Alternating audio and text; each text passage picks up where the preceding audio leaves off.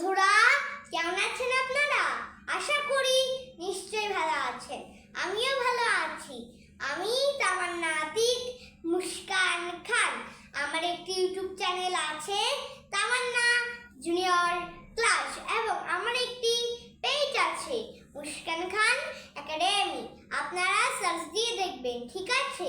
তাহলে আজকে আমরা শিখব ইউনিট 26 ন্যাচারাল অবজেক্টস, প্রাকৃতিক বিষয়, পার্ট 12 নাম্বার। পার্ট 12 নাম্বারে কি বলেছে? বিষুব রেখা। বিষুব রেখা, এটার ইংরেজি হলো ইকুয়েটর। ইকুয়েটর, ইকুয়েটর অর্থ বিষুব রেখা, ঠিক আছে? এরপর আছে মোহনা। মোহনা, এটার ইংরেজি হলো এস্টুয়ারি। এস্টুয়ারি, এস্টুয়ারি অর্থ মোহনা, ঠিক আছে? এরপর আছে চকমকি পাথর। চকমকি পাথর, এটার ইংরেজি হলো ফ্লিন্ট। ফ্লিন্ট, ফ্লিন্ট অর্থ চকমকি পাথর, ঠিক আছে? তো ফ্রেন্ড, আমরা পড়লাম, তাই তো? এবং আপনারা পৃথিবীর যেখানেই আছেন, ছোট বড়, সকলে আমার এই ক্লাসটিকে দেখবেন। এবং আপনারা যারাই আছেন, তারা যদি বাংলাদেশ থেকে বিদেশে যারাই যান, তারা তো খালি বাংলা জানেন, যারা তো ইংলিশ জানেন না, তার জন্য তারা মন দিয়ে আমার এই ক্লাসটিকে দেখলে আপনি অবশ্যই ইংলিশে কথা বলতে পারবেন। তাহলে চলুন কথা না বাড়িয়ে মূল ক্লাসে চলে যাই। বিষুব রেখা। বিষুব রেখা, তাহলে আমি লিখে দিচ্ছি ইকুয়েটর। ইকুয়েটর,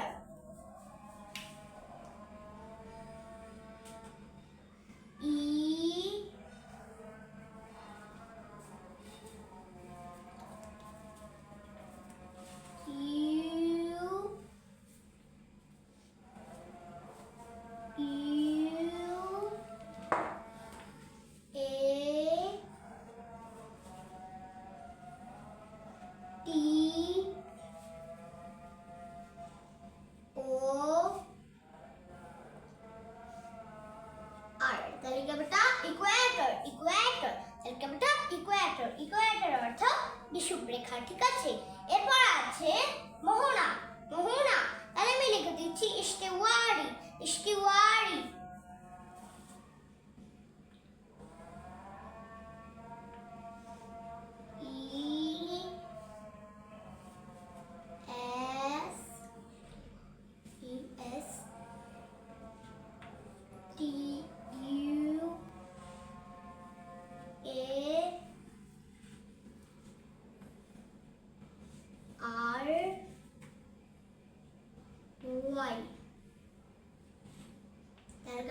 ইস্টুয়ারি, ইস্টুয়ারি অর্থ মোহনা, ঠিক আছে?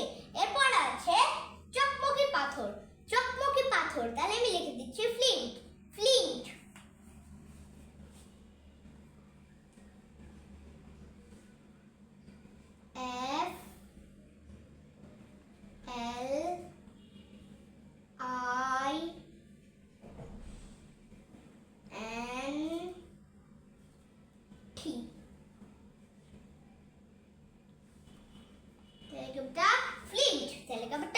ফ্লিন্ট অর্থাৎ চকমকি পাথর, ঠিক আছে?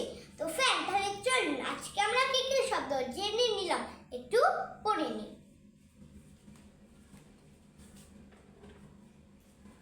ইউনিট 26 ন্যাচারাল অবজেক্টস, প্রাকৃতিক বিষয়, পার্ট 12 নাম্বার। বিষুব রেখা, ইকুয়েটর, মোহনা, ইস্টুয়ারি, চকমকি পাথর, ফ্লিন্ট, ঠিক আছে? তো ফ্রেন্ড, আপনি যদি আমার এই ক্লাসটি ভালোবেসে থাকেন, তাহলে করবেন অবশ্যই একটা লাইক দিবেন। আর যদি লিখতে জানেন, তাহলে করবেন অবশ্যই তারপরে একটা কমেন্ট দিবেন এবং শেয়ার। ফলোইং